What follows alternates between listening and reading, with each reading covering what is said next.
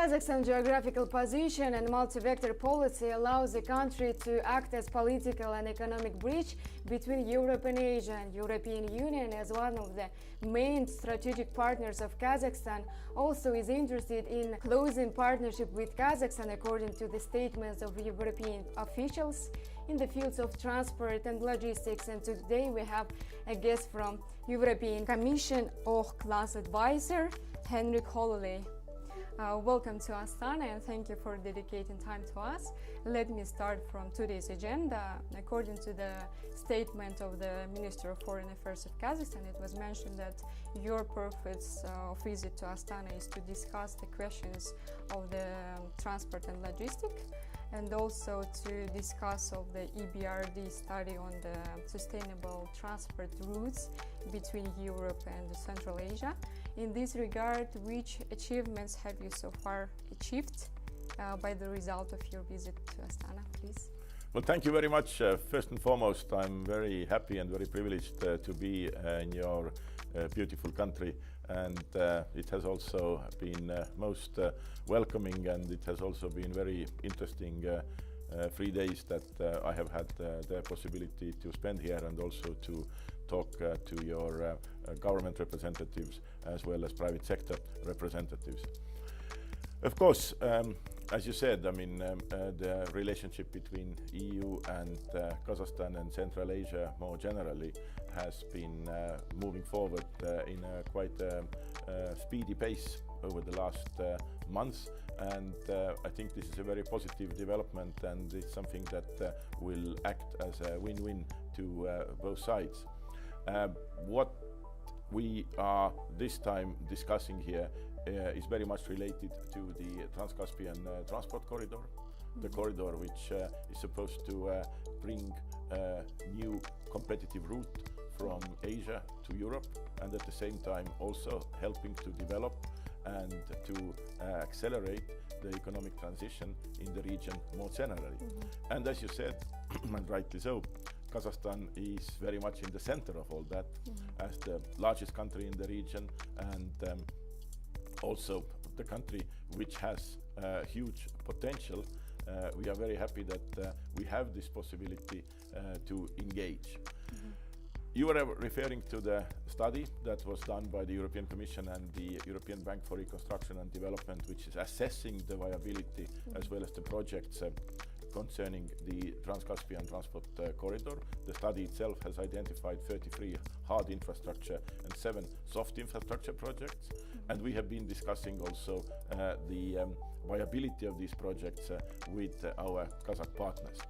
All this is to prepare the Investors Forum, which is going to take place in the end of January in Brussels. The Investors Forum is particularly looking at the implementation of the study and the investment projects across the Trans-Caspian transport corridor. But as said already, the relationship between Kazakhstan and the EU is very intense. So I'm continuously looking forward to further cooperation, and I hope that we can also turn the Trans-Caspian transport corridor into a real multimodal, competitive, permanent corridor that connects Asia with Europe. Regarding the integration of the Trans Caspian international transport route and the Trans-European transport network, President of Kazakhstan, in his speech always mentions that Kazakhstan is ready to work with the European Union for the integration of the routes. Which agreement in the future we can expect in this regard? I think that the most important thing is to continue to work on the different projects across the corridor that are today bottlenecks, missing links, or there are sort of those parts of the corridor that need significant improvement. We also need to make sure that there is sufficient capacity to deal with the increased levels of cargo. That means, of course, the availability of equipment, and also sustain and the possibility to handle the additional volumes in the ports. So in Kazakhstan, that means in particular the ports of Aktau and Kurik, where I think quite a lot of investments are needed. And it also means that we need to embrace much more the solutions and the opportunities that are brought by the digitalization. Through the soft infrastructure investments and digitalization, I think this helps us to make the difference and helps to link the Trans Caspian transport corridor with the European transport corridors. But I also want to say that when we talk about this corridor, we need to have an approach which looks at the corridor as a whole. So in the end of the day, we need approach, cooperation, and of course focus on making a good difference.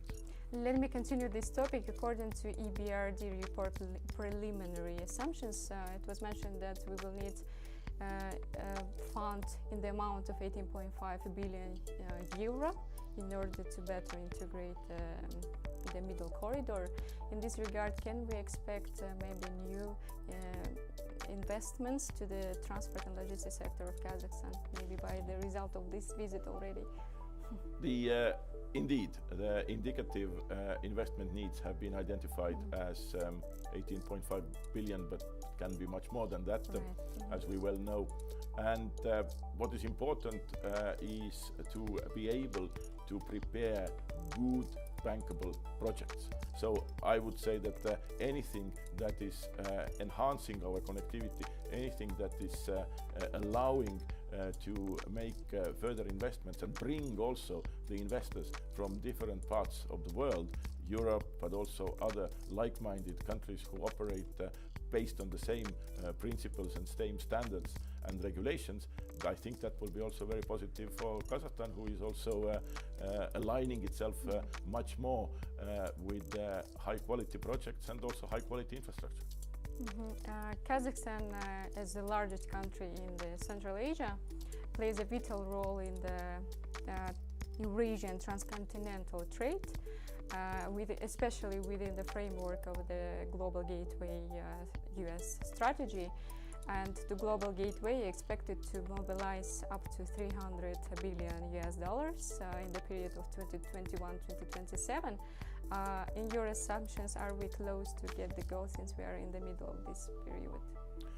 Well, Global Gateway is the European Union and its member states so-called Team Europe high-quality offer to our partners, where we would like to create win-win situations and also help countries in modernization of their economies and their societies. And the idea, of course, concerning the 300 billion, it covers the whole world. I think that we are in a good path. I think that the Global Gateway, the European Union's Global Gateway, has become a brand of itself, implemented by the Team Europe initiatives. And we are happy that under the Global Gateway, under the Team Europe initiatives, we already have here in Kazakhstan as well, energy project. We have also the digital project, and this is something which I think calls for further cooperation. And the Trans Caspian transport corridor, of course, is a perfect example of a Global Gateway project that is making a difference on the ground and beyond. Let me switch to the air topic, to the air transportation. Kazakhstan is trying to become an air hub in Central Asia, and now it is diversifying the routes with the different countries, but we have just 5 links with European countries via 7 routes. Do you have any plans, or can we expect any new destinations appear in air traffic of Kazakhstan, especially considering that the country adopted open sky mode until the end of the 2027, which allows foreign also airlines to operate in the destination where Kazakh ones are not involved. Civil aviation is extremely competitive, and the airlines in Europe and also elsewhere make their decisions based on the viability of the routes. So any new route will not depend on us, it will depend very much on the airlines and how they see these routes fitting within their overall schedule. I hope that there is going to be more flights to Kazakhstan. Now, there are steps that can be taken also on a state level. We are very much hoping that the horizontal aviation agreement between Kazakhstan and European Union will be signed very soon. The agreement is negotiated, it's more or less ready, so we hope that the next steps will happen fast, and this would also then encourage more European airlines to consider Kazakhstan as part of their scheduled services. And I think that the potential in cooperating in aviation is very, very high. We have been working closely with your Civil Aviation Authority in enhancing the safety framework. And I'm also very impressed of the high quality of your Civil Aviation Authority, which I visited today, and also saw very many very well-trained, enthusiastic young professionals who I'm sure will be a fantastic addition to the Kazakh aviation professionals family, and I think all through that will also help to bring us closer. May I ask about the first beginning of your answer about the agreement? You said that it's going to be already issued soon. When can we say the date? I think that the question is first and foremost to the Kazakh authorities, because I think they need to finalize some last steps so that the agreement can be signed. I can only assure you that from the European Union side, we are ready to sign as soon as possible. All right, thank you very much. And one of the questions which is among the Kazakh society, the simplification of Schengen visas for Kazakh citizens. Consultations on this issue have been already started between the Kazakh and European diplomats. How is the development in this issue, and when can we get the result? I know that this issue is very high in the agenda between Kazakhstan and European Union, and of course something that Kazakh people are also very keenly following on. I'm very happy that the first consultations have taken place and will continue. Why? Because this means that the process has started. But this process is not going to be fast. There are many procedures along this process that have to be followed. The decision in the end of the day is not by the European Commission, but it is by the member states and ultimately also the European Parliament. And in order to get there, of course, it will take time, it will take effort, and it will also take the need to see that all the procedural aspects and all the technical aspects have been addressed. So what I'm happy about is that the process is now ongoing. I think that it is also fair to say that it's not going to happen tomorrow, it's not going to happen the day after tomorrow, but we are on the track. Can we say that it can happen within 1 year? I think that this is something which is almost impossible to give any indication. It depends on many elements and negotiations, and all the process has only started. It's in the very early stages, and of course the assessment needs to be done on both sides first.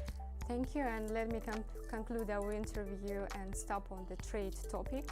European Union is one of the main trade partners of Kazakhstan, and the prospective areas are green energy, agriculture. Can we speak of the broadening the partnership in this regard, in these areas, and if yes, how exactly? Well, first and foremost, I'm very happy that European Union is actually the #1 trade partner for Kazakhstan, and is also the #1 source for the foreign direct investments to Kazakhstan, which also shows that there is a trust from the private sector to enter this market and to invest in this market. And of course, this also creates additional possibilities for the future. I think the areas where we cooperate, definitely, good partners always widen their cooperation. And I think one of the topics that has been lately added and is also high on the agenda is the critical raw materials. And right. and obviously there are many opportunities when it comes to the energy sector. There are many opportunities also when it comes to environment. I think that we can also enhance our cooperation in the areas of education, research. So yes, I think for the good partners, the only way forward is to deepen and widen the cooperation, and I'm sure that we will make good use of that. And also there is no doubt that the Trans Caspian transport corridor and everything that we do in the context of the Trans Caspian transport corridor helps to bring more interest and helps to bring more investments, and also helps to bring more trade, so that it can be beneficial for both sides. Thank you very much, Mr. Hololei. Hope to see you again in Astana. Thank you very much. It's a pleasure to be here, and of course I also hope that I will have other opportunities to visit your beautiful country. Thank you very much.